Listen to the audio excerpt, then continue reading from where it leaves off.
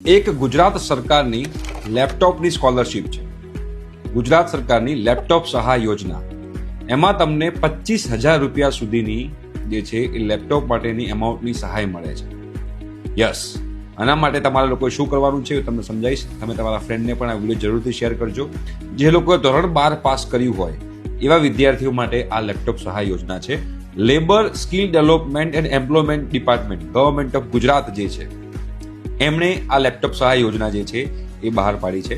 આ લેપટોપ સહાય યોજનામાં આખો ડિટેલ વિડીયો યુટ્યુબ પર અવેલેબલ છે, જેની લિંક જે છે એ આ ઇન્સ્ટાગ્રામ પેજના સ્ટોરી પર અવેલેબલ છે.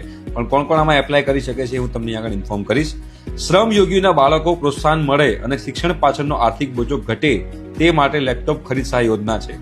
ધોરણ 12 પરીક્ષામાં ઉત્તીર્ણ થયેલા હોવા જોઈએ અને એમાં 70 થી વધારે પર્સન્ટાઇલ તમારા હોવા જરૂરી છે. તો તમને તમારા લેપટોપના જે છે એ તમારી લેપટોપની જે કિંમત છે એના 50% અથવા તો 25,000 આ બંનેમાંથી જે ઓછું હોય તમને લોકોને મળે છે. બરોબર.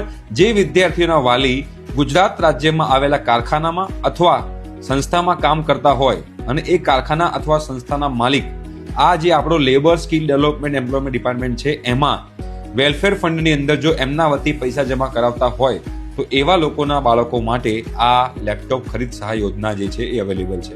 બરોબર. લેપટોપ વિદ્યાર્થીના નામ પર ખરીદેલું હોવું જરૂરી છે.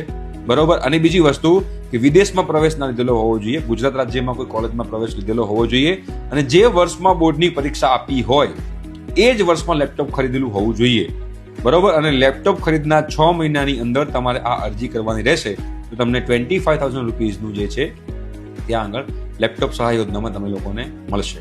તમે તમારા ફ્રેન્ડને વિડીયો શેર કરજો અને આખો વિડીયો જોવો હોય તો આ ઇન્સ્ટાગ્રામની સ્ટોરી પર એની લિંક અવેલેબલ છે. ઠીક છે. Thank you so much.